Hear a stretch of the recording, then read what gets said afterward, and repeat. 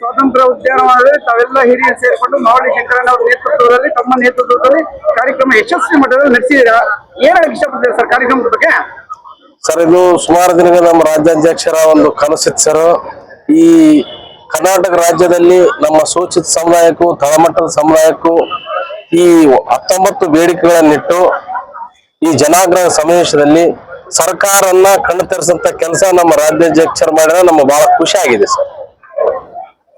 ನಿಮ್ಮ ಸಮುದಾಯದಲ್ಲಿ ಹಿರಿಯರು ಬಹಳಷ್ಟು ವಿದ್ಯಾವಂತರು ದೊಡ್ಡವರು ಡಾಕ್ಟರ್ ಜಿ ಪರಮೇಶ್ವರ್ ಸಾಹೇಬ್ರು 2 ಸಲ ಉಪಮುಖ್ಯಮಂತ್ರಿ ಆಗಿದ್ದಾರೆ. ನಿಮ್ಗೆ ಖುಷಿ ಇದೆಯಾ? ಖುಷಿ ಇದೆ ಸರ್, ಖುಷಿ ಇದೆ ಸರ್. ಆದ್ರೆ ಮುಖ್ಯಮಂತ್ರಿ ಕೊಟ್ಟರೆ ಚೆನ್ನಾಗಿರ್ತದೆ ಅಂತ ಹೋರಾಟ ಮಾಡ್ತೀರಾ, ಪ್ರತಿಭಟನೆ ಮಾಡ್ತೀರಾ, ಮೈಕಲೆಲ್ಲ ಮಾತಾಡ್ತೀರಾ ಆ ದಲಿತ ಮುಖ್ಯಮಂತ್ರಿ ಆಗ್ಬೇಕು ಅಂತ. ಬಟ್ ಒಂದು ದಲಿತ ಸಮುದಾಯದ ಮುಖ್ಯಮಂತ್ರಿ ಆಗೇ ಇಲ್ವಲ್ಲ ಸರ್? ಸ್ಪಿಚ್ಗೆ ಸಮೀಪ ತಟ್ಟಿವಿ ಸರ್, ಮುಂದಿನ ದಿನಗಳಲ್ಲಿ ಆಗ್ತೀವಿ ಸರ್. ನೀವ್ ಹೇಳ್ತೀರಾ ಆದ್ರೂ ನಿಜ ಮಾಡಲ್ಲ? ಇಲ್ಲ, ಆಗ್ತದೆ ಸರ್, ಖಂಡಿತ ಆಗ್ತದೆ. ಇಲ್ಲ ಆಗ್ತದೆ ಸರ್, ಇಲ್ಲ ನಾವು ಚುನಾವಣೆಗೆ ತಕ್ಕೊಂಡು ನಾವು ಕಲಿಸ್ತೀವಿ. ಸುದೀರ್ಘವಾಗಿ 19 ಬೇಡಿಕೆ ಇಟ್ಟಿದ್ದೀರಾ, ಮನವಿ ಪತ್ರವನ್ನು ಸಲ್ಲಿಸಿದ್ದೀರಾ. 12 ನಿಮಿಷ ಮಾತಾಡಿದ್ರು ಜಿ ಪರಮೇಶ್ವರ್ ಅವರು. ಈ ಒಂದು 19 ಬೇಡಿಕೆ ಈಡೇರಿಸ್ತಾರೆ ಸರ್? ಈಡೇರಿಸ್ತಾರೆ ಸರ್, ಖಂಡಿತ. ಯಾಕಂದ್ರೆ ಸರ್, ಸುಮಾರು ವರ್ಷಗಳಿಂದ ನಮ್ಮ ರಾಜ್ಯಾಧ್ಯಕ್ಷರು ಕೆಲವೊಂದು ಬೇಡಿಕೆ ಇಟ್ಟಂತ ಸರ್ಕಾರ ಅಮೆಂಡ್ಮೆಂಟ್ ಆಗಿ ಜಾರಿ ಆಗ್ಯಾವ ಸರ್. ಅದಕ್ಕೆ ನಮ್ಗೆ ವಿಶ್ವಾಸ ಇದೆ ಸರ್, ಈ ಬೇಡಿಕೆ ಈಡೇರಿಸ್ತಾರೆ ಅಂತ ಹೇಳಿ.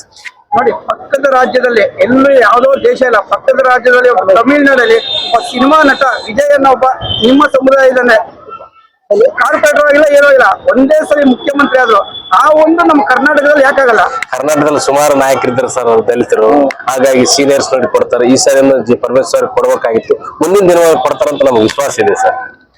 ಇನ್ನೊಂದು ವಿಷಯ, ಇಂಟರ್ನಲ್ ರಿಸರ್ವೇಶನ್, ಒಳ ಮೀಸಲಾತಿ. ಬಹಳಷ್ಟು ಈ ಒಂದು ಒಳ ಮೀಸಲಾತಿಗೋಸ್ಕರ ಎಷ್ಟೋ ಜೀವಗಳು ಮುಡಿಪಾಗಿಟ್ಟಿದ್ದಾರೆ, ತುಂಬಾ ಎಕ್ಸ್ಪೈರ್ಡ್ ಆಗಿದ್ದಾರೆ, ಜೀವನ ತೆಗೆದಿದ್ದಾರೆ. ಆ ಒಂದು ಒಳ ಮೀಸಲಾತಿ ಜಾರಿಗೆ ಆಗಿದ್ದಕ್ಕೆ ತೃಪ್ತಿ ಇದೆಯಾ? ತೃಪ್ತಿ ಸರ್, ಅದೇನು ಡಾಟಾ ಪ್ರಕಾರ ಚೂರು ಹೆಚ್ಚು ಕಡಿಮೆ ಆಗಿರ್ಬೋದು ಸರ್. ಮುಂದಿನ ದಿನಗಳನ್ನು ಸರಿಪಡಿಸ್ತಾರೆ. ಮಾದಿಗ ಸಮುದಾಯಕ್ಕೆ ಒಳ್ಳೇದಾಗಿದೆ, ಅದೇ ವಲಯ ಸಮುದಾಯಕ್ಕೆ ಒಳ್ಳೇದಾಗಿದೆ, ಬಹಳಷ್ಟು ಸಮುದಾಯಕ್ಕೆ ಒಳ್ಳೇದಾಗಿದೆ. ಬಟ್ ಅಲೆಮಾರಿ ಸಮುದಾಯಕ್ಕೆ 1% ನೀವು ಕೊಡ್ಲೇ ಇಲ್ವಲ್ಲ? ಇಲ್ಲ ಸರ್, ಮಾದಿಗ ಮತ್ತು ಏನು ಸಮುದಾಯ, ವಲಯ ಸಮುದಾಯ ಎಲ್ಲ ಮತ್ತು ಈ ಅಲೆಮಾರ ಸಮುದಾಯಕ್ಕೆ ಅನ್ಯಾಯ ಆದಂಗ ಸುಮಾರು ಜಿಲ್ಲೆಯಿಂದ ಹೋರಾಟ ಮಾಡಿದ ಉದಾಹರಣೆಗಳು ಉಂಟು ಸರ್. ನ್ಯಾಯ ಸಿಗ್ತದೆ ಸರ್. ಇಲ್ಲ, ಆಗ್ತದೆ, ಸರ್ಕಾರ ಮಾಡ್ತದೆ ಸರ್. ಬರೀ ಭರವಸೆ ಮಾತ್ರ ಇಲ್ಲ, ಅದೇ ತುರ್ತಲ್ಲಿ ಏನು ಹೆಚ್ಚು ಕಡಿಮೆ ಆಗಿರ್ಬೋದು ಸರ್, ಅದನ್ನ ಸರಿಪಡಿಸ್ತದೆ ಸರ್ ಮುಂದಿನ ದಿನ. ಹುಲಿಗಳು ಪಾಪ ಅವರೆಲ್ಲ ಏನು ಇಲ್ಲ, ಎಲ್ಲೆಲ್ಲ ಶೆಡ್ಗಳು ಹಾಕೊಂಡು ಮಾಡ್ಕೊಂತಾರೆ, ಅವ್ರು ಒಳ್ಳೇದೇ ಆಗಿಲ್ವಲ್ಲ? ಇಲ್ಲ, ಆಗ್ತದೆ ಸರ್, ಖಂಡಿತ ಆಗ್ತದೆ, ಸರ್ಕಾರ ಮಾಡ್ತದೆ ಸರ್. ಮತ್ತೆ ಈ ಸಮಾವೇಶ ಖುಷಿ ಬಂದಿದೆ? ಖುಷಿ ಇದೆ ಸರ್, ಖುಷಿ ಇದೆ ಸರ್.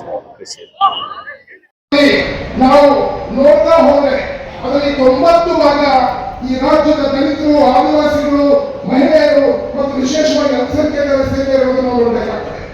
ಹಾಗಾಗಿ ಇವತ್ತು ವಸತಿ ಯೋಜನೆಯಲ್ಲಿ 37 ಲಕ್ಷ ಕುಟುಂಬಗಳಿಗೆ ಮನೆ ಇರ್ತಕ್ಕಂತಹ ಕುಟುಂಬಗಳಿರ್ತಕ್ಕಂಥ ಬಹುತೇಕ ದಲಿತರ ಪರಿಸ್ಥಿತಿನ ನೀವು ನಮ್ಮ ಕಾರಣಗಳು ನೋಡಬೇಕಾಗಿದೆ.